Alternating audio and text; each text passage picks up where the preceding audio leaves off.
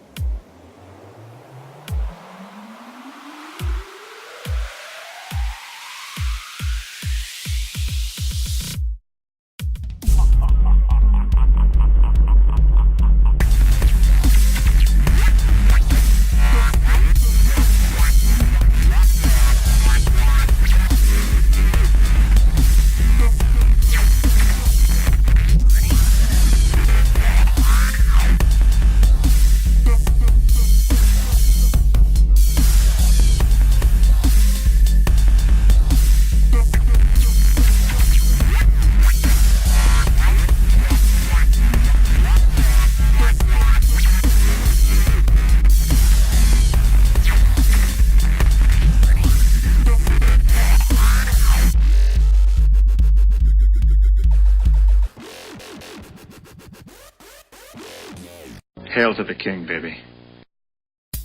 Welcome back to the Scream Kingdom. I'm Tom, the Scream King.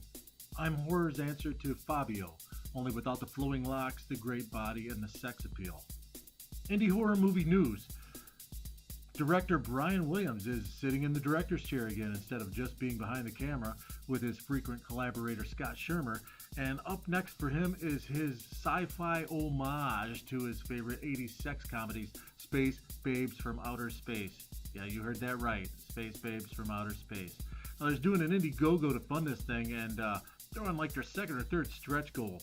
I mean, they were doing the double stacked DVD with or Blu-ray with 2 discs and a bunch of bonus stuff. Now they got the $50 stretch goal where you get the double Blu-ray, the stripper thing. You get a patch, a Choose Your Adventure strip show.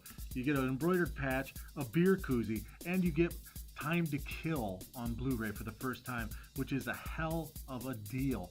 Now you want to check out the Indiegogo for Space Babes from Outer Space.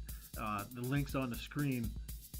This movie looks really cool. It looks like it's going to have a lot of boobs in it, which everybody enjoys, and a lot of babes in it. So, and it looks like, cornball stuff that everybody's going to dig, kind of trauma-esque. It stars Alice Winkler, Ellie Church, and Allison Meyer. So, be on the lookout for that, and check out the teaser trailer. Check out the Indiegogo. Donate.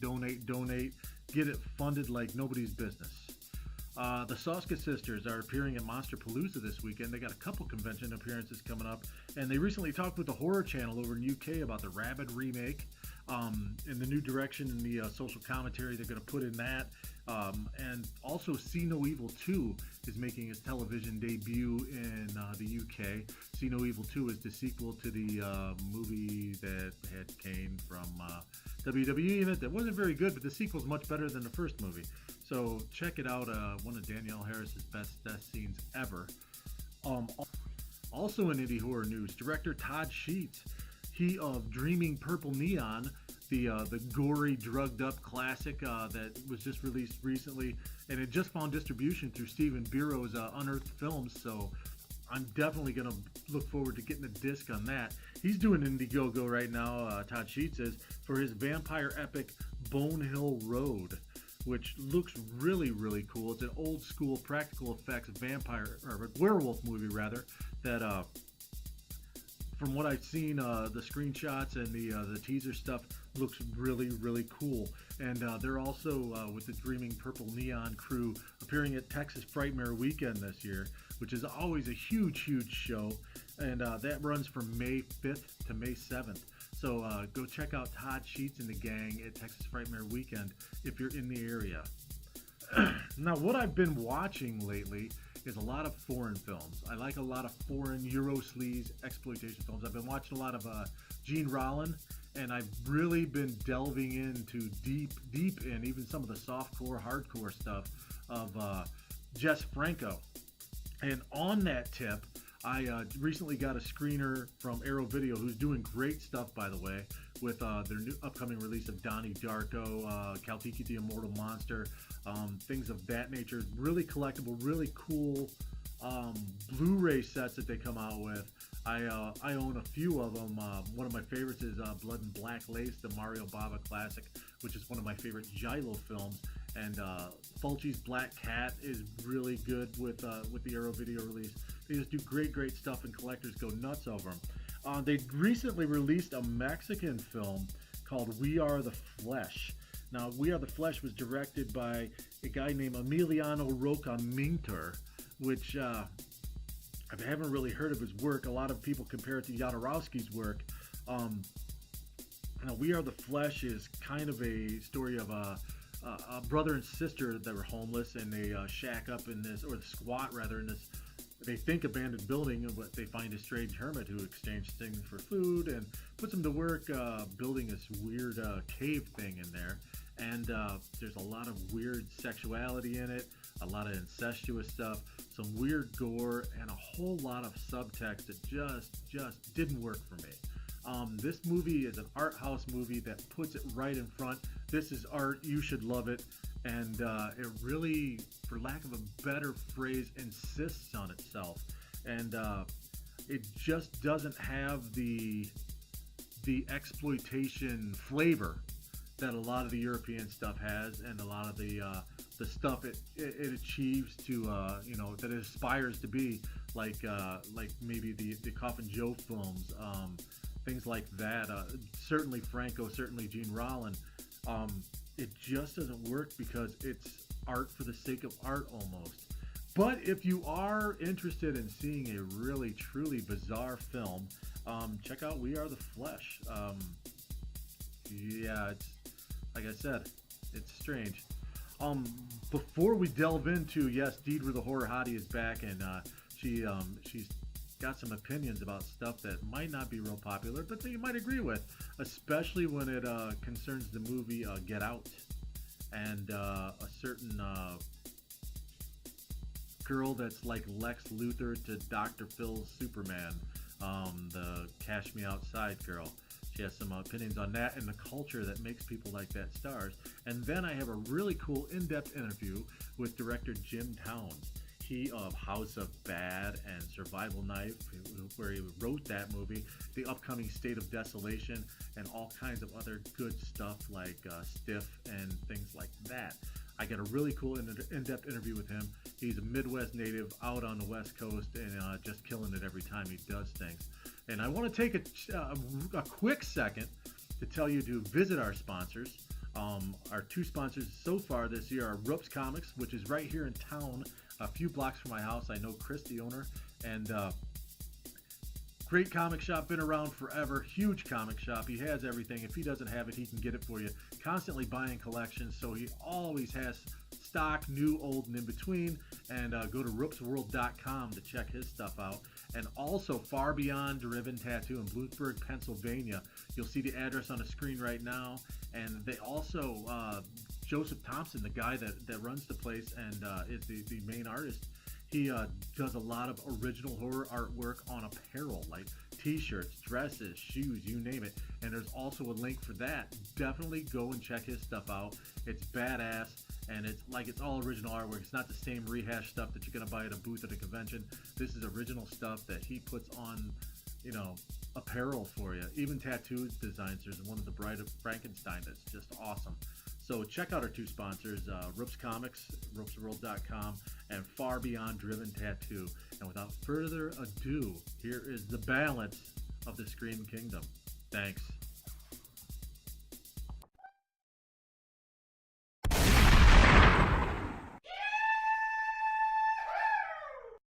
All right, you guys been waiting for this. The ultimate return for the first time of Deidre the Horror Hottie. On the phone right now. Deidre, how's it going? Oh, it is just splendid. How is it going for you over there? Welcome back to the Scream Kingdom. Awesome. Thanks for having me back. I'm excited. So I It's been understand. a while. I understand that. Well, yeah, you've been up to a lot. You did the whole Redneck Island thing. Yeah. Yeah, I did. I went home first. Somebody's got to do it. Yeah. I'm partially glad that I went home first because, I mean, I don't know, like, there's so much that went on after I left that, I mean, if I was there, I probably would have lost my mind. How was Steve Austin in real life? Is he an asshole or is he all right? No, he's, like, cool as fuck. Like, it was really awesome. You know, I wish that we could have chugged a beer together, but he doesn't drink anymore, so that was a no-go.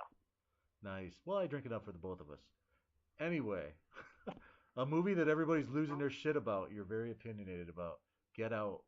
Let's hear what you have to say about it. Oh man. Okay.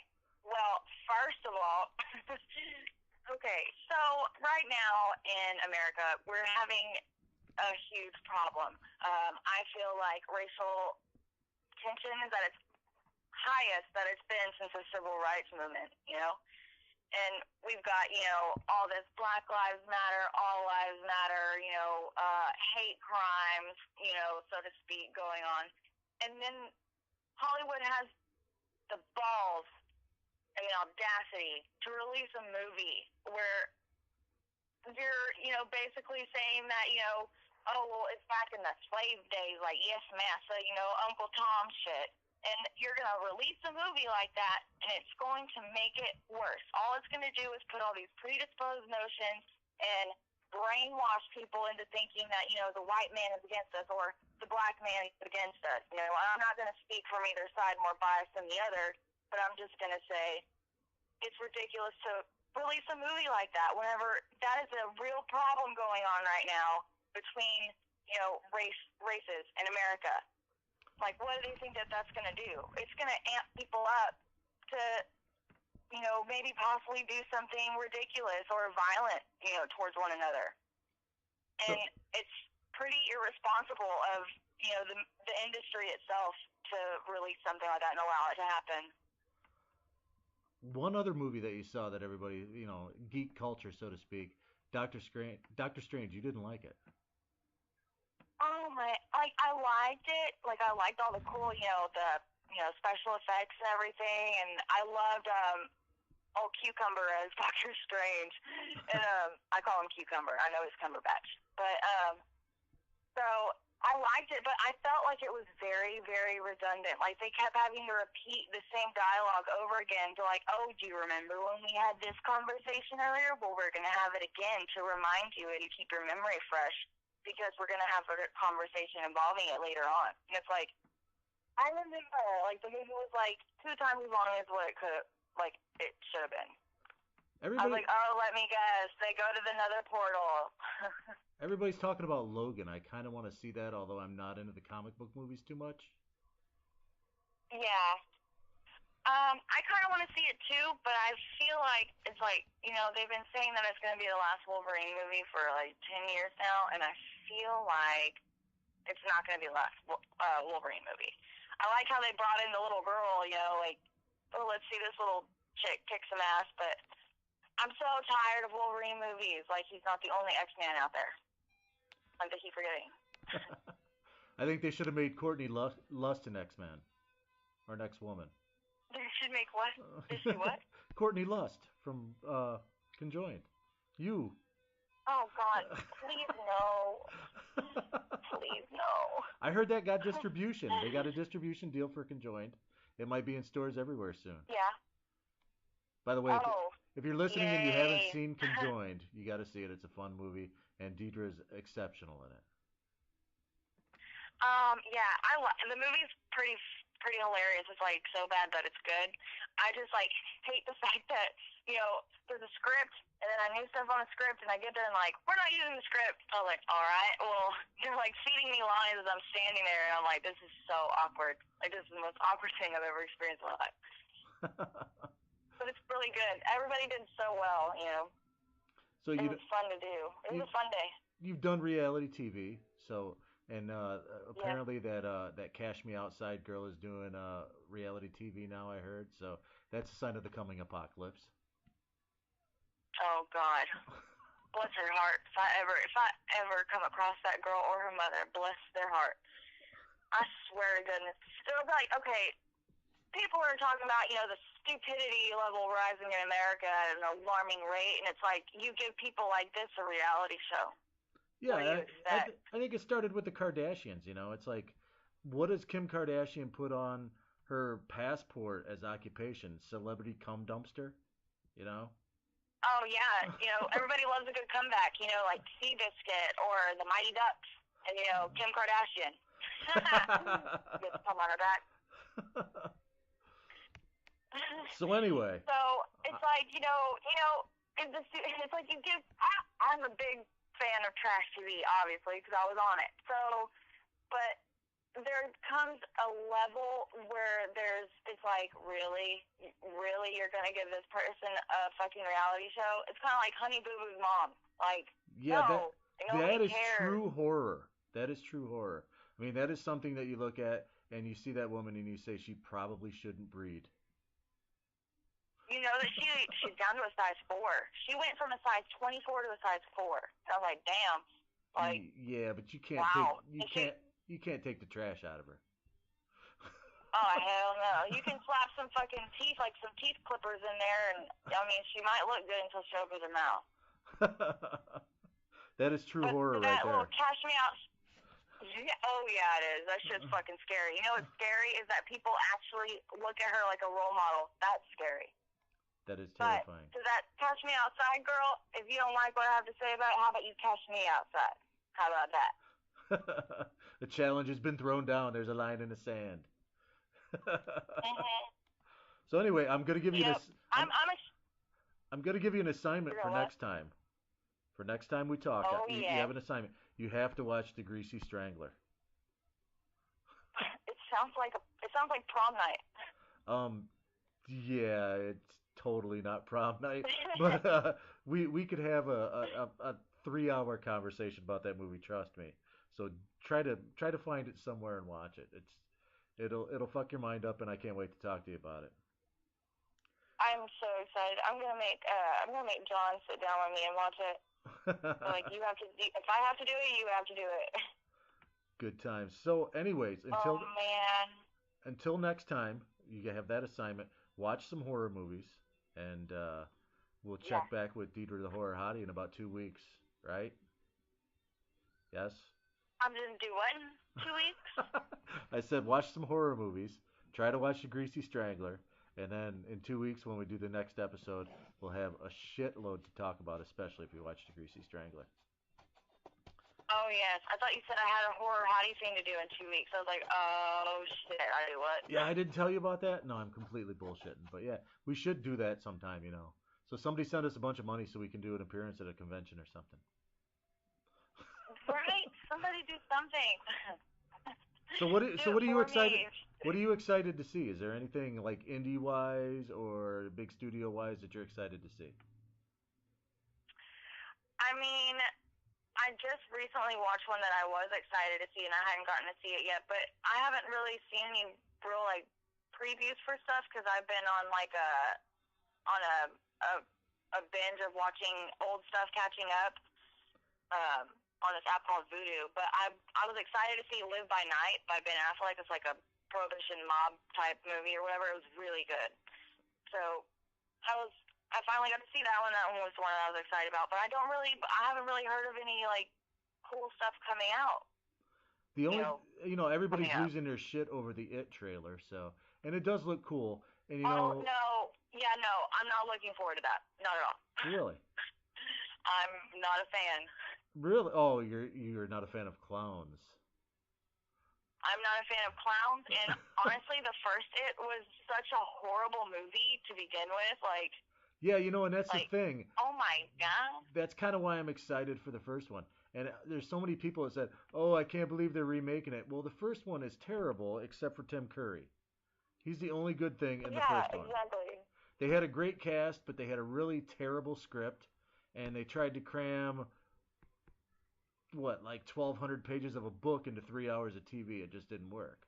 And it was a spider at the end that was kind of stupid.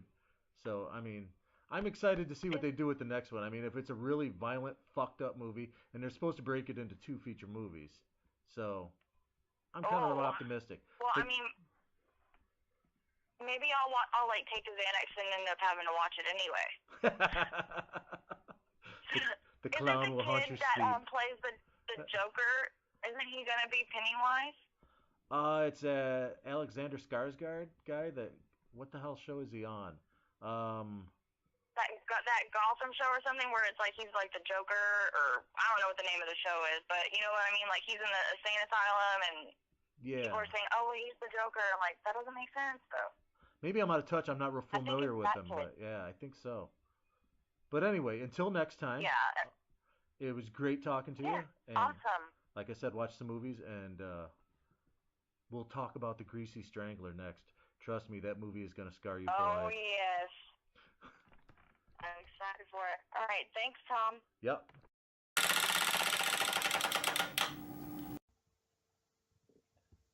Okay, live on the Scream Kingdom. Well, not live, really. We're recording Skype. I have director Jim Towns. Now, funny story. I reviewed this movie a while back, a couple years ago, called Nipples and Palm Trees. And I was on Facebook ranting about the lead actress in it and how great she was, Sadie Katz. Right. And this guy named Jim Towns said, hey, I just did a movie with her. You want to review it? That's how that happened? Wow, okay. That movie was House of Bad, and the rest, as they say, is history. So, Jim, welcome to the Scream Kingdom. Grab a beer, take a shit, do whatever you want to do. Thanks, Thomas. Thanks, Thomas. I'll just have my specimen over here. That's fine. So anyway, I just received a couple weeks ago the rest of your films in the mail. The care package. I recently watched Stiff. Cool. That was a very brave movie. A very weird love tale. It didn't seem so when I wrote it. It seemed like it kind of just made sense, and it was a cute, dark little story, and it came out just a little more twisted than I'd imagined when I wrote it. And that's what happens sometimes. These things move on, take on their own life, and organically kind of morph into what they're meant to be. So anyway, yeah. Not quite necromantic, but with a heart. No, right. That's what we were kind of going for. It's like it's in that same realm and stuff like that. But if you could make something kind of reprehensible, almost a little understanding and palatable for an audience, then I feel like you kind of did something interesting. If you can see something like that through someone else's eyes and see the rationale and that the place it comes from, then I thought it was an interesting piece. So anyway.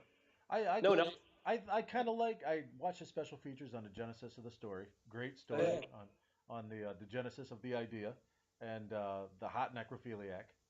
And the actress in question, Lulu Benton. Yes.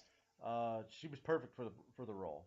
I mean, she was needed. The story changed a little bit when we cast her. We had another actress in mind, and she decided she didn't want to do it, or she wasn't available. I think she decided she didn't want to do it. I can't remember. It was a while back now. But then we cast around, and we had to look around local Pittsburgh talent, and Lulu kind of came on board, and she brought her own kind of thing to it, and it did make it an interesting piece.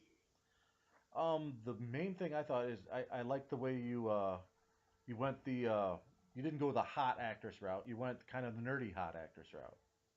Which, made it a lot more believable. It would make sense if it was kind of like a Playboy bunny looking type girl. It just doesn't,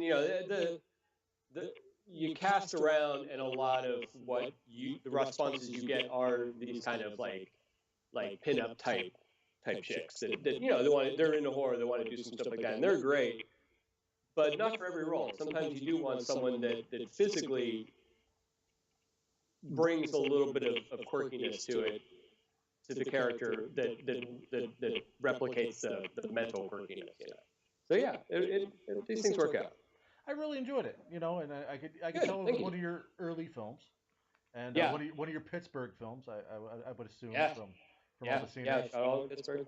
And then my first exposure to the films of Jim Towns, of course, was the great House of Bad, and that movie couldn't be more West Coast. So did you? Is Yeah, that that what you was did consciously, or? well. It was the first feature I shot out here. I shot my first two in Pittsburgh, and then this is House of Bad was the first one I shot out here. Actually, I started shooting another feature, and funding fell apart, and it didn't happen. So it was a aborted attempt in 2007 or something like that. Anyway, or eight. So it was about 2009 or 10 that House of Bad came about. Yeah, I moved out here to California, and it took me a while to figure out what's scary about out west. Hollywood and LA especially, because everything's flat, which you're used to since you're from Ohio. But I'm from Pittsburgh, and there's something about the steepness of hills and the idea that you're vulnerable up on top, but you're visible down below. The geography itself, feels a little scary. Buildings are old and crumbling and stuff. Like in my first film, we shot in asylums and stuff. So I moved out here, and everything's kind of flat and nice and sunny. So you're like, what the hell's scary about California? Then I went to the desert. First of all, the desert is really scary. But then up in the mountains, you get into this kind of forlorn, empty space kind of thing. And I was thinking, okay, something that takes place up in the hills, which I mean, everyone shoots up in the woods and mountains and stuff like that. But the remoteness really is what makes that movie scary. It's like Jaws. Like Jaws isn't scary if they're not on the ocean. If they're just on land, that shark can't get to them. But it's the fact that they're on the ocean that makes them vulnerable. Anyway. That's something that really came across in that film too, is the sense of isolation, the sense Yeah. of dread, and parts of it kind of had like that washed out look that Yeah. just fits the mood so well. And I don't know if I'm really off base on this, but the movie kind of almost had a modern gothic feel to it. That would make sense. I mean, that's not something I strive for, but I think that's something that just happens with everything I touch. I mean, it just brings about the guy, the kid inside me that was the kid in black trench coats and listening to heavy metal and to The Cure and to everything else and stuff like that. It's more like it's just like Frankenstein early on just got into my DNA, and that feel of that, it was going to filter through everything I do, and it probably will forever now. So Outstanding. Yeah, I mean, as far as a movie that was kind of a genre blender like that, I mean, you touched on a lot of different genres with that, and I thought that was a really original concept that you did, in blending I mean, you almost had like the gothic ghost story, almost the sins of the father thing. You had the crime drama, and right. I think that worked really well together, and it also worked as far as turning an established genre on its head with a movie that you wrote, Survival Knife, kind of taking the tone of what happens after the final girl survives. That was neat because I started writing that in way back, like probably 2008 or 9 or something like that, before this Final Girls thing really came about. And that film took a while to shoot. I think Mike shot it in Pittsburgh, rather. I was out here in California, but he shot for about 2 years. So it was being shot or almost done before Final Girls and before this kind of idea of this like the postscript to the slasher film. But that was my original idea, was just like,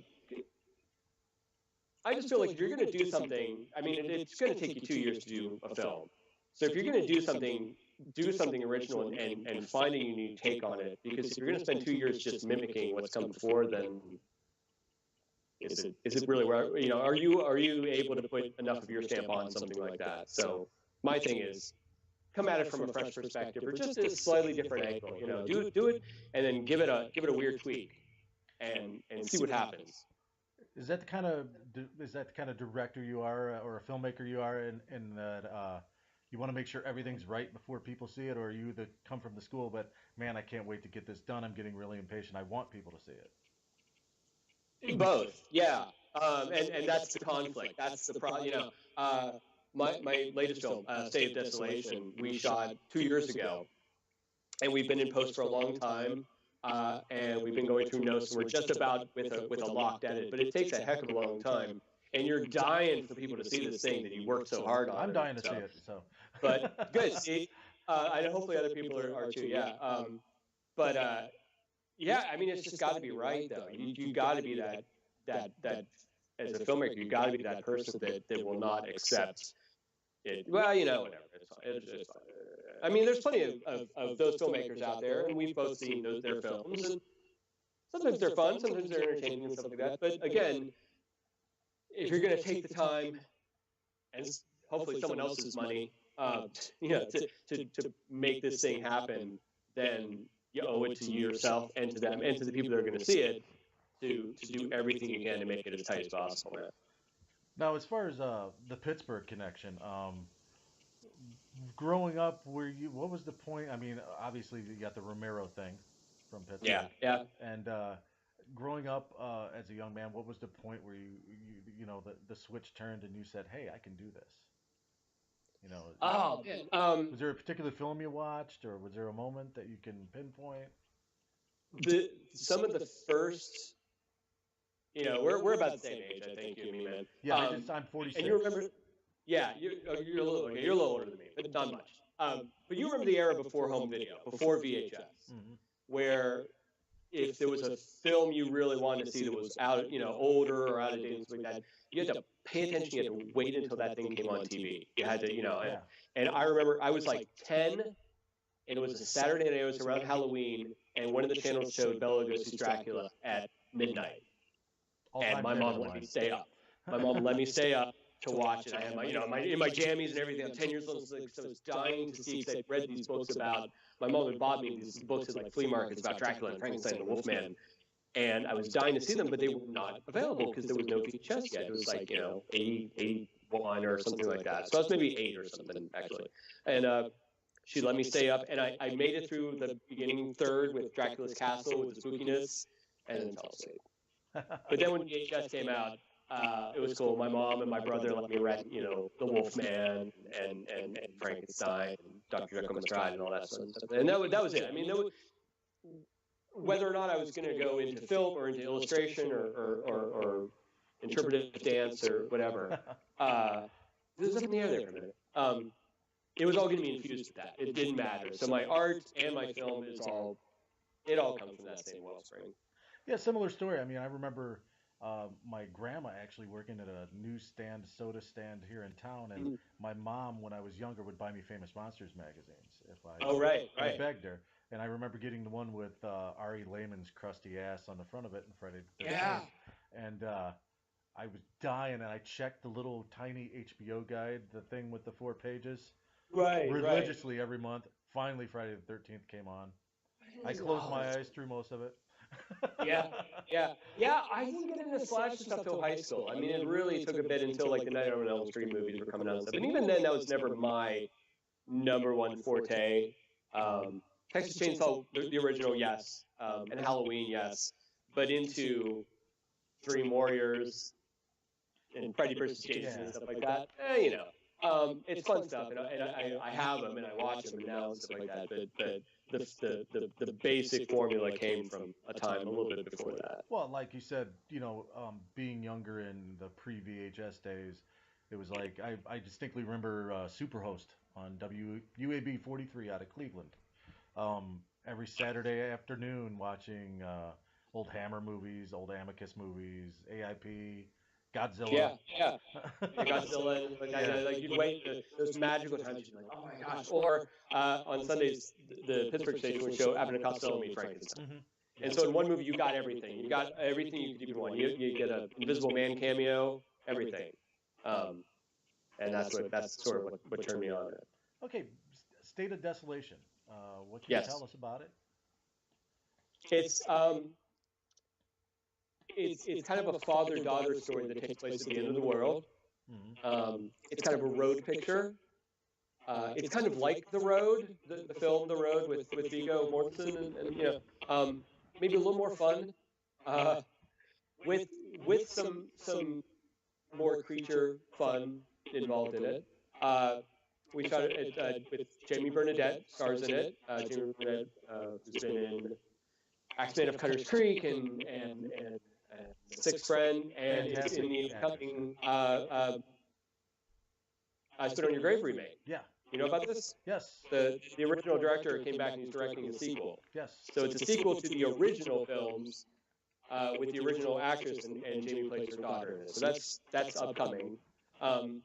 So yeah, Jamie and I have been trying to get together to do a film since '09 or something like that. And it's tough. You work on some stuff, and sometimes some stuff happens, or I get something and she gets something, and we split up. But we finally came together and we figured out a project we really wanted to do. And I want to do this little two-person. It's kind of like Sif in a way. It's almost just two main characters. Mm-hmm. And that's about it. I mean, there's some it's a much bigger film than Sif, obviously, but it does focus just on a relationship between these two characters. Something I find that a lot of film does, a lot of horror films especially, is they tend towards this ensemble cast. Yeah. Which is great, and sometimes that works great, I feel like sometimes some stories are better told in a smaller relationship space. Between 2 to maybe 3 characters, and that's House of Bad is that same way. There's just the 3 main characters in it. House of Bad is almost like a Siege mentality movie, but there's only 3 characters. So. Oh yeah, exactly. There's just the 3 of them, and the dynamics between the 3 where they turn on each other and everything else. So yes, to say the installation, we got that we shot in 2014, all over LA in the middle of summer after House of Bad. I told myself I can't do another film in one location or inside. I've got to get outside. I've got to get a landscape. I've got to get some vistas and stuff. So yeah, I decided to shoot a movie in the summer in California, and we shot up in deserts and stuff like that when it's like 100 something and the camera's overheating and my actors are half passing out and stuff like that. And it was a tough film to do. We did have scenes with 30, 40 characters in them. And that's on a budget that's challenging to manage and negotiate. And luckily, Jamie came in to help produce it and help me manage the whole thing all the way through, because I don't know what I would have done. She's great in it. Craig Stark is the other lead. He was in Hateful Eight and Django Unchained before that. Yeah, you were telling me that. Yeah. Yeah, and we got some other cool guys. Daniel Baran, who was in True Blood, Maria Olsen, who was in Paranormal Activity, and a lot of other things. So it's a huge cast. It's like 50, 60 parts in there and stuff like that. Because they travel from place to place, and they meet new people, But I'm excited about it. I think it looks fantastic. My DP, Ray Carwell, was fantastic, and he just with mostly available light and some small lights and stuff like that, we just did this film that it looked like $1 million. So we're excited about it. So hopefully later this year we're going to be hitting up film festivals and talking about home video.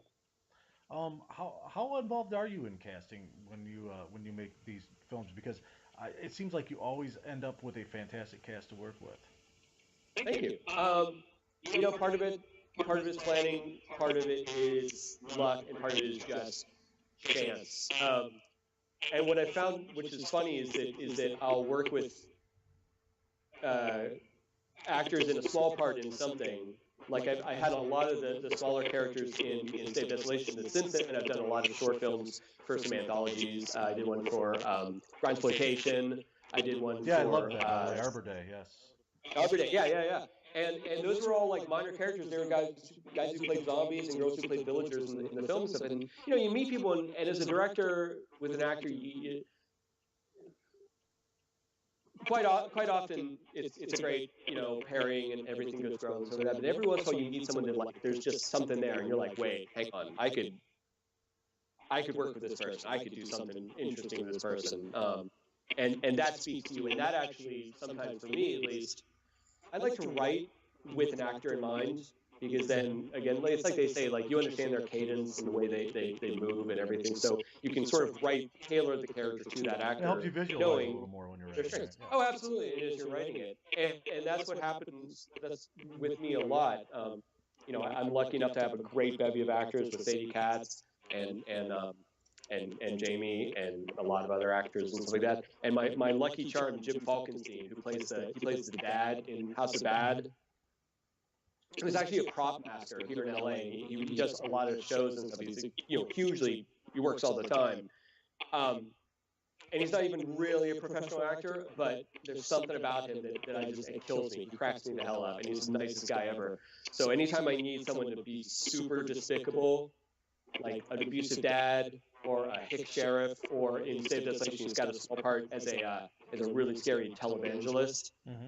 I just fucked him, and there he goes. And stuff like that. So that's it's about that. It's about finding a collection of cast members and crew people that you trust and that are fun to be around, because you're going to spend a lot of time with them. It's like a weird marriage. Like you're stuck there for 2 years working with people. So you might as well have good people, because otherwise. All right. Well, I mean, thinking man's horror, I should say. Working man's horror and thinking man's horror, right? Thank you. I like that. I'll take that. And you know, the Pittsburgh thing, you know, you gotta appreciate, you know, somebody that came from a blue collar town, moved out west, and is doing it. Man. So yeah, it's a different world out here, and I miss Pittsburgh, and I want to go back to Pittsburgh and shoot another film very soon. There's a uniqueness to that town, although it's getting really nice now. Like they're rebuilding a lot of stuff, and a lot of the scary old places that they're gone now. So I gotta hurry so I can get something scary there, man, because it's getting too posh. But no, it's a great place. I'm really happy. The Carrie Furnace, I recognized that right away when I toured it. Yeah. And I remember messaging you and say, hey, where did they shoot the intro to Survival Knife at? And you told me the Carrie Furnace. Right. I like Carrie Furnace. So they were really cool with us, letting us come in there and give us a deal on film. You know, because I think Out of the Furnace had just shot there, the Christian Bale film. Yeah. And something else huge was shooting there too, or something like that. And we kind of snuck in, and they were very cool about working with us. And stuff like that. It's amazing. You couldn't build that place, and it's just like the asylum we shot Prometheus Triumphant in. You can't build that. It's just you're lucky enough to be there, and that's not there anymore. So outstanding.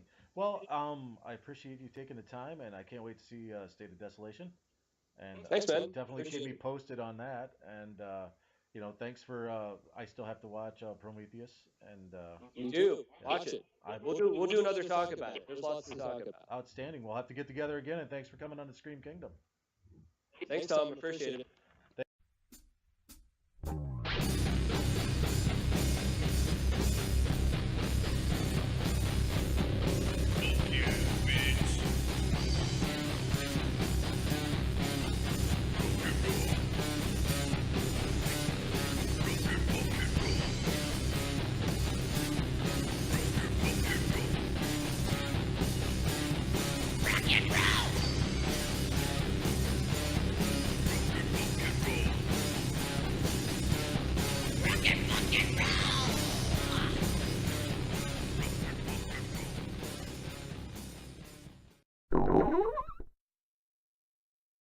You